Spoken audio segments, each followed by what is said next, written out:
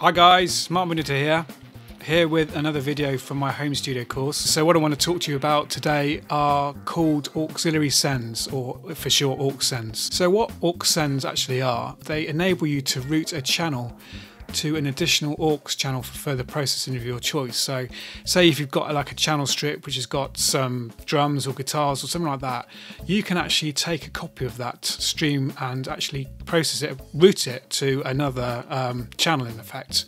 And on that channel you can put reverb, delay, compression, distortion or chorus. I mean, the list is endless. I mean, I've just given you a few pointers there, but you know, we'll touch on a couple of these today.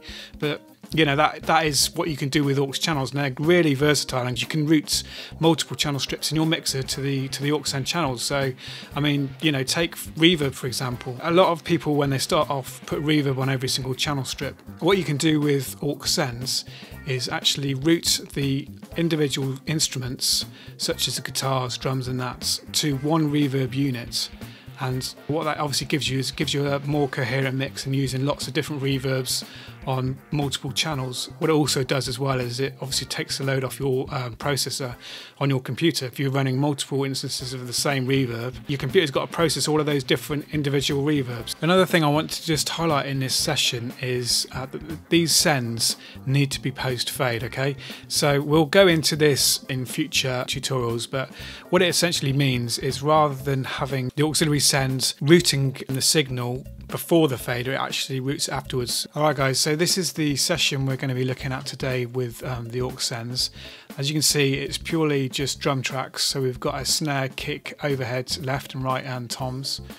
Don't pay too much attention to the amount of plugins I've actually got on this session. It's actually me playing, and yeah, we recorded it at a studio elsewhere, and when I got it back home I wasn't overly happy with the way it sounded, so I've actually, this is a bad advert for fixing it in the mix, you know, but it came back from where I was and I couldn't actually get back in to do anything else with it, so I had to just make do really. So you can see that I've added quite a bit of processing into each of the channel strips, but don't want to get too bogged down on that today. That's not what we're talking about. Okay, so we've got our 6 tracks here, our 6 drum tracks, and as you can see, if you've watched the previous videos, we've got them all routing to a bus 3, which is, this is actually our submix. So as you know from the previous tutorials, that basically the whole mix will be controlled by this boy here. So going on from that, these are where we start adding in some auxiliary sends. How I want to show you this today, I want to just quickly touch on the use of reverb and also a bit of parallel compression. In the case of the reverb, you route it using one of these guys here. Now this will be different depending on what DAW you're using, and I believe in Pro Tools, I'm not actually a user of Pro Tools, but I believe in Pro Tools these are actually faders similar to these ones here. In Logic they're actually little pan pops. What I've done there is I've basically highlighted all these tracks and routed them to bus 40, so similar to here where these are actual channels. What I'm doing now is I can actually route a portion of these signals from here, from these guys here, from all of these guys here, over to this bus here, and it'll be processed through the reverb through this bus here. Whoops, sorry about that. Through this channel here. So I can dial in the amounts of signal that I want to actually go to the bus, and this can all be individually, you know, routed. I can route this. I can say put more snare in, less kick, more.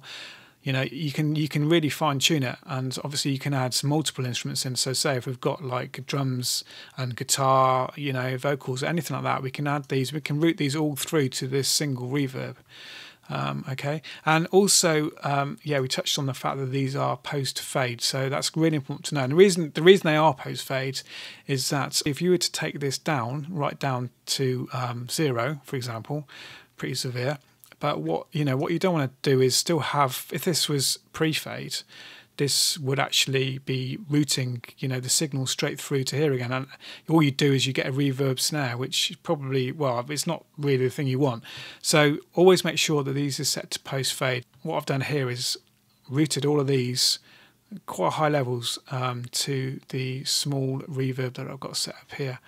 And if I just turn this off for the minute, I'll turn these off so there are no sends, and I'll play the track, and then I'll add the sends back in.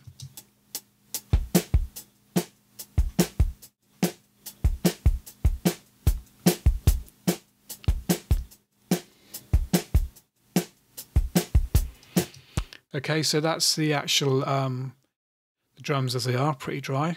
I'll add the reverb in now.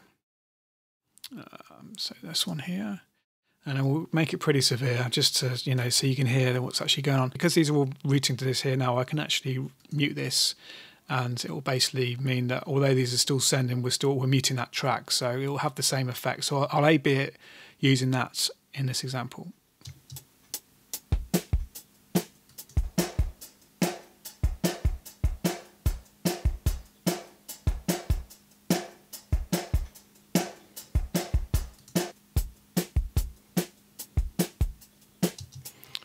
Okay guys, so that was just the reverb.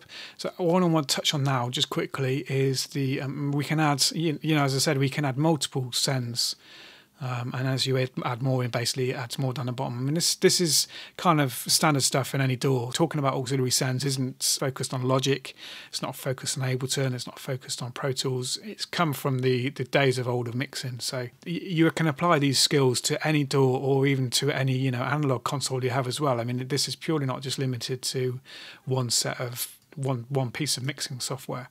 So anyway, let's just head on in, and I'm just going to set up something called parallel compression. And what parallel compression is effectively doing, it's taking a copy of these, sending it to this bus here, and processing it in parallel. And what I'll do is I'll mute this channel here. What I wanted to say as well is, now we've got these routing, and these are all kind of going flat out into this bus here. But what we can also do is change the actual level going, because remember, this is going from there through this channel here into this one here, and then out through stereo outs. But we can actually control how much of this we push into the overall mix by using this fader here.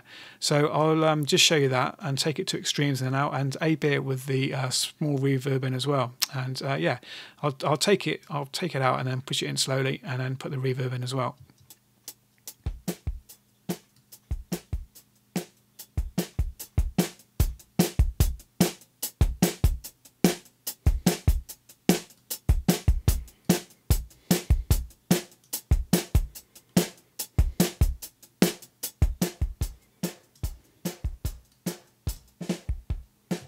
Okay guys, I hope that all makes sense.